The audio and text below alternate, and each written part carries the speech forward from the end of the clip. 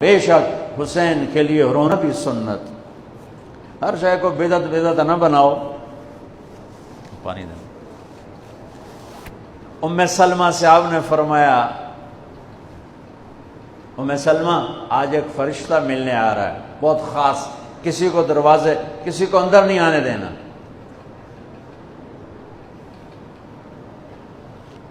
حضرت ام سلمہ پیرے پہ کھڑی ہو گئی. تھوڑی دیر میں حسین آ گئے، چھوٹے بچے معصوم ابھی، اندر جانے لگے. انہوں نے روک دیا، وہ رونے لگے. وہ روئے تو انہوں نے چھوڑ دیا. تھوڑی دیر کے بعد اندر سے میرے نبی کے زور زور سے رونے کی آواز آئی. زور زور سے رونے کی آواز آئی. ام سلمہ رہ نہ سکی، بھاگ کے اندر گئیں. تو آپ نے کیا دیکھا؟ آپ نے حسین کو یوں سینے سے چمٹایا ہوا تھا اور ایسے ہل ہل کے رو رہے تھے، ایسے بلک بلک سسک سسک کے رو رہے تھے. اور آپ کے آنسو آپ کے رخسار اور داڑھی پر اتر کر رہے تھے، اور آپ نے یوں بھینچا ہوا، ایسے دبایا ہوا تھا. تو حضرت ام سلمہ نے کہا، میرے ماں باپ قربان یا رسول اللہ، کیا ہوا؟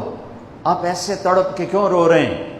تو آپ نے روتی آواز میں کہا، بہتے آنسوؤں کے ساتھ، کپ کپاتے بدن کے ساتھ، کہ ام سلمہ، یہ فرشتہ جو مجھے ملنے آیا تھا، یہ میرے بچے کو دیکھ کر کہہ رہا ہے کہ آپ کی امت اس بچے کو قتل کر دے گی، اور جہاں اس کا خون گرے گا وہ مٹی مجھے دکھائی ہے. اس نے کہا، میں اس لیے اس پہ رو رہا ہوں.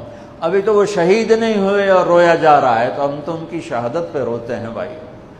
ہم تو ان کی شہادت پہ روتے ہیں، اور یہ قیامت تک روتے رہے گی دنیا. قیامت، یہ اللہ کا نظام ہے. اس نے کربلا کے واقعے کو یوں کر دیا جیسے ہر سال آج ہی ہوا ہے. آج ہی حسین شہید ہو رہے ہیں، آج ہی عبداللہ کا سر کٹ رہا ہے، آج ہی زینب کی چادر کو پھاڑا جا رہا ہے، آج ہی لاشوں کو گھسیٹا جا رہا ہے.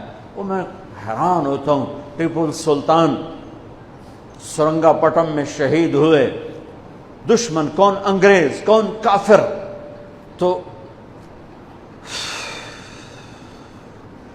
برطانوی لشکر نے ان کو توپوں کی سلامی دے کر دفن کیا، اور عزت و احترام کے ساتھ دفن کیا. اور میرے نبی کے نواسے کی لاش کو ان کم بختوں نے کفن بھی نہ پہنانے دیا، جنازہ بھی نہ پڑھنے دیا، دفن بھی نہیں کرنے دیا. اگلے دن بنو اسد کے بارے میں پتہ چلا عمر بن سعد کو، تو راتوں کہ وہ ان کو دفنانے والے ہیں، تو راتوں رات ان کو بغیر جنازوں کے مٹی میں دبا دیا اور اوپر پانی چھوڑ دیا کہ کوئی پتہ ہی نہ چلے حسین کی لاش. بنو اسد کا بوڑھا آیا اگلے، جب پانی خشک ہو گیا وہ آیا اور اس نے مٹی اٹھا اٹھا کے سونگنا شروع کی. سبحان اللہ، سونگ رہا ہے، سونگ رہا ہے، سونگ رہا ہے.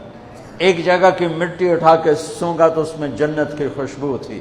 تو تڑپ کے بولا، یہ میرے نبی کے نواسے کی قبر ہے، یہ میرے نبی کے نواسے کی مٹی ہے. کہ وہ جنت کے سردار تھے تو قبر بھی جنت کی خوشبو پھیلا رہی ہے اس کی. حالانکہ بن دیکھی بات ہے، کیونکہ انہوں نے راتوں رات ان کو دبا دیا کہ ان کا جنازہ بھی نہ ہو. لعنت ہو ان کی قبروں پر، ان کی ہڈیوں پر، ان کی روحوں پر، ان کی مٹی پر، ان کے خاک پر.